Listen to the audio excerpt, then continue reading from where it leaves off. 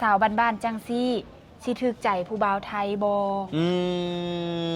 ผู้บ่าวไทยว่าจะไดบัดนี้เนาะสาวบ้านๆจังซี่ผู้บ่าวไทยว่าจะไดไอ้เขาถามข่าวความประวั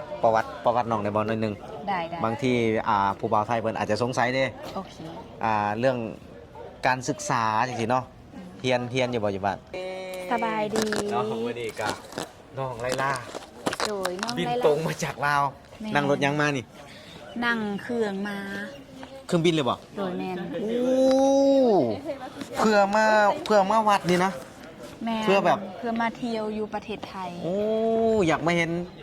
ห็นหลักๆเลยคือแบบวัดนี่บ่แม่นอยากเห็นสิให้เว้าแนวใดอยากมาเที่ยวทะเลอยากมาเที่ยวเมืองไทยแม่นอยากมาเที่ยวเมืองไทยจุดหลักๆก็คืออยากมาเที่ยวจุดที่เป็นแลนด์มาร์คของประเทศไทยมาไทยครั้งแรกเพิ่นมาไทยครั้งแรกเนาะบินตรงมาจากลาวเลยแม่นแต่มื้อนี้บ่าวน้อยแบบเปิดโตแรงเลยนะคือแบบสาวลาวที่แบบมาไทยหลายๆคนนี่บ่าวน้อยจะบ่ได้พามาวัดอรุณนะบ่าวน้อยจะพาไปเบิ่งรถไฟใต้ดินรถไฟ BTS รถไฟไร้คนขับอย่างต่างๆเนาะแต่ว่าน้องไลลา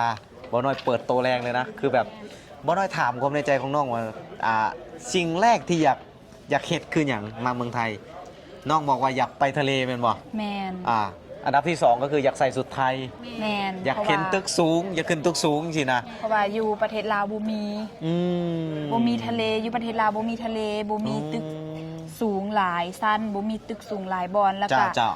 บ่มีแบบสุดไทยแบบนี้ก็เลยได้มาใส่แล้วมื้อนี้โดยรู้สึกยังไงรู้สึกว่าภูมิใจแล้วก็ประทับใจหลายเพราะว่าเฮาใส่ออกมาแล้วมันงามแฮงครับผมเอาสิซะอยากเอาใจผู้บ่าวไทยก็ว่าแน่กะแมนอยู่เนาะแม่นกะแม่นอยู่แต่ว่าบ่ฮู้ว่าสาวบ้านๆจังซี่สิถึกใจผู้บ่าวไทยบ่ผู้บ่าวไทยว่าจะไดบัดนี้เนาะสาวบ้านๆจังซี่ผู้บ่าวไทยว่าจะไดไอ้เขาถามข่าวความประวัติน้องได้บ่หน่อยนึงได้บางทีผู้บ่าวไทยเพิ่นอาจจะสงสัยเด้โอเคเรื่องการศึกษาจังซี่เนาะเรียนอยู่บ่อยู่บ้านเรียนอยู่ฮอดห้องใดนะไลลาเองคือจบแต่ม.7 อยู่บ้านเนาะแล้วก็มาศึกษาต่ออยู่ที่นครหลวงเวียงจันทน์หลังจากนั้นก็ได้มาอาศัยแล้วก็หาเงินอยู่ในนครหลวงเวียงจันทน์หาเงินไปนำแล้วก็เรียนไปนำหาเงินไปนำเรียนไปนำรับรองอยู่แล้วเนาะถ้าว่าหาเงินไปนำเป็นพนักงานบ่หรือว่าเป็นอาชีพเป็นไลลาเองคือเป็นนักห้องอิสระแมนฟินแลนด์ทำงานฟินแลนด์ทั่วไปเด้อแต่ว่าจะเป็นงานดองงานคืนเฮือนไม้งานขวัญงานสังสรรค์วันเกิดต่างๆถ้าบ่แม่นในวัดนี่บ่น้อยให้โซ่แล้วนิดนึงแต่ว่าในวัดเนาะก็ตามมารยาทบ่สันกะละเทศะเนาะเฮาต้องให้เกียรติสถานที่เนาะถ้าบ่แม่นในวัดนี่อยากให้โซ่จักน้อยนึงแล้วนะนี่จักท่อนจักใดนี่เนาะ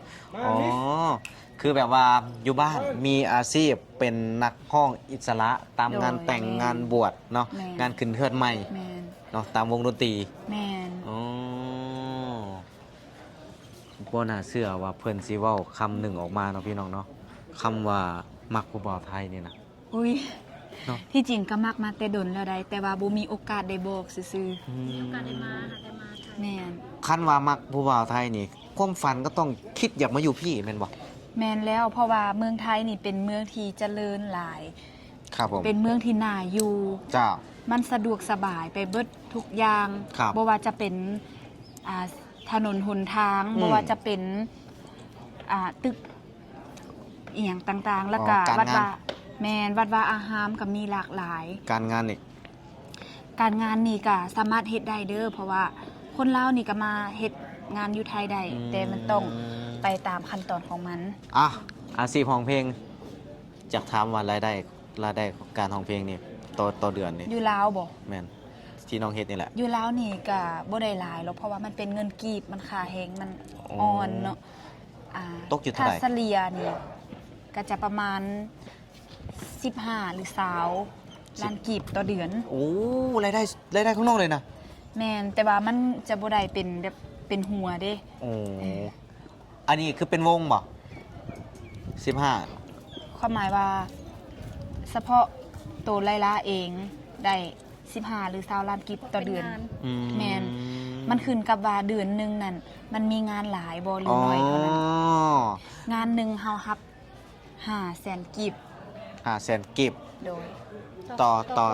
ต่อคน แม่น คือ ต่อนักห้อง ความหมายเนาะงานนี่งานแบบนี้กาฮู้อยู่แล้วเนาะ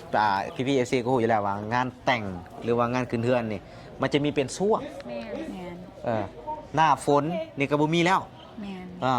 เนาะก็จะมีเป็นช่วงจังซี่นะ แม่น บ่แม่นว่าน้องเพิ่นมีอาชีพร้องเพลงมีรายได้แล้วก็สิเฮ็ดอาชีพร้องเพลงแบบจนแบบทั้งปีถ้าทั้งปีนี่น้องเขาเพิ่นก็รวยแล้วเนาะแต่ว่าตอนนี้น้องเพิ่นก็มันจะมีช่วงมีงานเนาะ แมนตอนนี้ก็คือช่วงหน้าฝนแล้วก็ช่วงเกี่ยมข้าวพรรษา จะบ่มีงาน แมนคนลาวเขาจะบ่ค่อยแต่งดองกัน เข้าใจเนาะแต่ว่าคิดจะได้คือว่าอยากได้แบบผู้บ่าวไทยเนี่ยนะบ่น้อยก็ค่าใจได้นี่ค่าใจได้นี่ผู้บ่าวลาวเพิ่นว่าปฏิเสธเลยเพิ่นว่า อยากได้ผู้บ่าวไทยเพราะว่าได้ยินข่าวมาว่าผู้บ่าวไทยหั่นน่ะใจดีเอาใจใส่แล้วก็เทคแคร์ดูแลดี ครับผม ส่วนตัวไลเองไลจะเป็นคนแบบดีในนึงแต่กะมักความใส่ใจความนิ่มนวลอยู่ เป็นคนห้าว แมน ๆแต่ว่าใจลึกๆก็อยากมีคนซัพพอร์ต แมน แปลว่ามาจากห้องเพลงมาจากทำงานโน่นนี่นั่นก็อยากมีคนที่แบบถามว่ากินข้าวหรือยัง แมน จริงๆกำลังเฮ็ดหยังเนาะอ้ายจังซี่นะเนาะ แม่น ก็จะมีคนถามแบบประมาณนี้เนาะ แม่นแม่น โอ้อันนี้ อันนี้น้องไลลากับแบบมาเปิดซ่องใหม่ ครับ โดยแม แล้ว น เปิดซ่องใหม่เนาะ จังใดกะ ที่ ฝาก ติดตาม จังใดกะฝากอายพี่ๆทางฟังไทยบอหรือว่าฟังลาวติดตามได้เด้อ ซัพพอร์ตน้องแน่เนาะ แมน น้อง น้อง ก็อยากแบบหารายได้เสริมมาสั้นๆ ครับผมเนาะน้องก็มีเจตนาดีเนาะมีเจตนาดี เพราะว่าคือจุดประสงค์ของน้องเนาะที่เขามาเมืองไทยนี่ก็คือเขามาเที่ยวเนาะ แม่ บ่น้องเพิ่นอยากให้การท่องเที่ยวครั้งนี้ แม่ บ่มีความสูญเปล่า แม่ อยาก แม่ เก็บภาพงามๆอยากถ่ายรูปงาม แม่ ๆอยากถ่ายคลิปงามๆเป็นที่ระลึก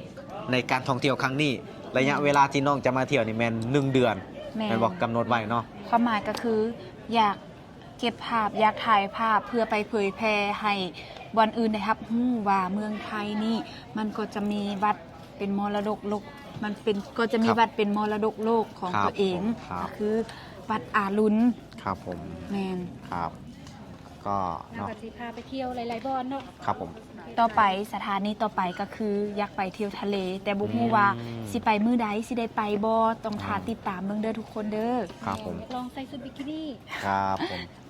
สิดีบ่เนาะใส่ชุดบิกินี่นี่ เบาหน่อยเลยสิเห็นคนแรก สิคืออัน เดี๋ยว สิคือใส่ชุดไทยบ่ เดี๋ยว เนาะ เบาหน่อยเลยสิเห็นคนแรกพี่น้อง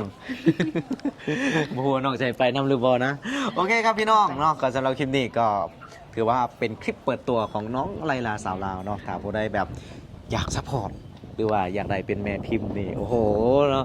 บ่หน่อยจองได้บ่แต่ว่าน้องบ่เอาบ่หน่อยดอก ก็เนาะก็ฝากซัพพอร์ตน้องด้วยนะครับทุกคนเนาะก็สำหรับคลิปนี้ก็น้องไลลาสาวลาวและบ่น้อยปากเซขอตัวลาไปก่อน สวัสดีค่ะสวัสดีครับ